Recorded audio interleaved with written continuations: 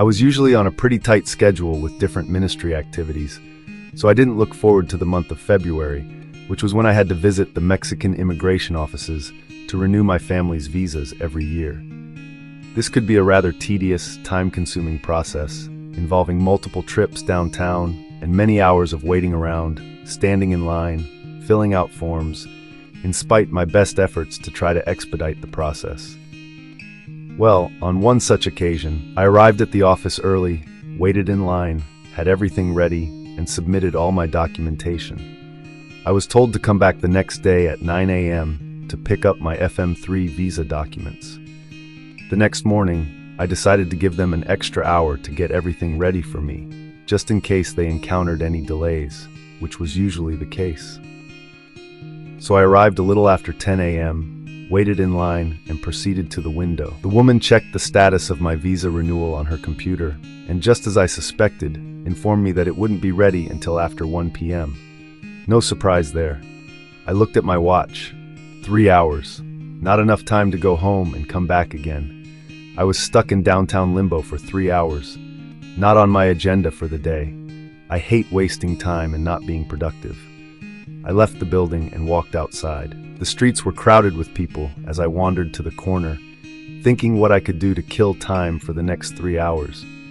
I passed several beggars on the street. An old lady in a wheelchair, an indigenous mother with several small children, a blind man. Then I came upon an older man that I recognized because I had walked past him many times over the years, coming to the federal building.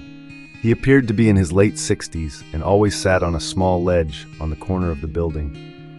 He sat, as I had always seen him, next to a wheelchair that he used as a cart for his mobile store. He had rigged up some scraps of plywood and old styrofoam packaging to display a variety of merchandise: small toys, candy, peanuts, chewing gum, cigarettes, etc. I paused to observe the man for a while and noticed that, occasionally, a passing pedestrian would stop and buy a cigarette or a candy bar for a few pesos. I looked at my watch again. With nothing else to do, I walked over and sat down on the ledge next to the man. "Hey, how's it going?" I asked. "Oh, I can't complain," he replied. "How's business?" "Oh, about the same as usual. I sell a little of this and that."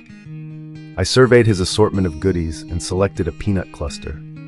I unwrapped it and took a bite. We sat and talked about just about everything, just shooting the breeze. His name was Freuden, and he lived at a homeless shelter a few blocks away. I learned that he used to be a big crane operator in Mexico City, but had also traveled all over the country. He had lost a leg to diabetes, but could still get around with a prosthetic leg that he showed me, and by pushing his wheelchair, using it like a walker. He had no family and few friends, in spite of being one of the nicest people I have ever had the pleasure of meeting. When the conversation turned to religion, he shook his head and shared some heartbreaking stories about hypocrisy that he had observed or personally suffered in the Roman Catholic Church. We talked about God and about Jesus and his love and compassion and his sacrifice for our sin. Freuden agreed with everything I shared with him from the Bible, and though disillusioned with religion, he expressed what I believe to be a genuine understanding and sincere faith in the gospel. We prayed together, and I gave him some money.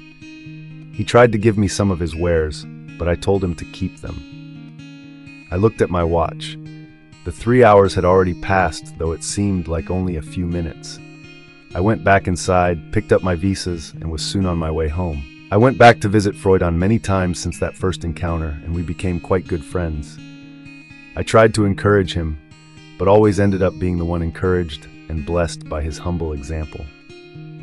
Months went by, and one day I noticed he wasn't at his usual post. I stopped and asked one of the other locals if they knew where he was. I was informed that he was sick, so I went to visit him at the shelter down the street. I was surprised to learn that he had had a stroke and was paralyzed on one side, unable to walk or work or even care for himself. It broke my heart to see my old friend in this condition.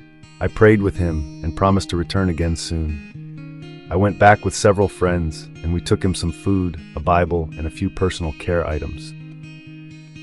That was the last time I saw Freuden, as I later learned that he had passed away. I believe he went home to be with the Lord.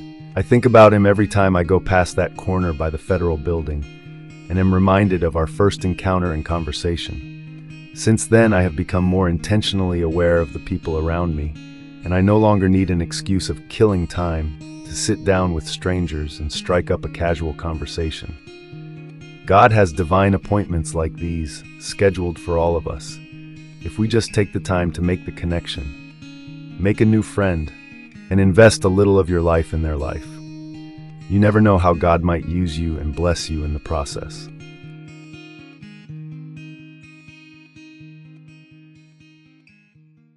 Thank you so much for listening to this true story from Memoirs of Mexico. If you enjoyed this story, or if it was a blessing to you, please feel free to like and subscribe to my channel. That would be a blessing to me. I upload a new true story every day.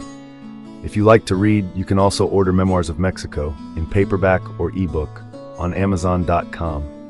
There's a link in the description. Thanks again for listening.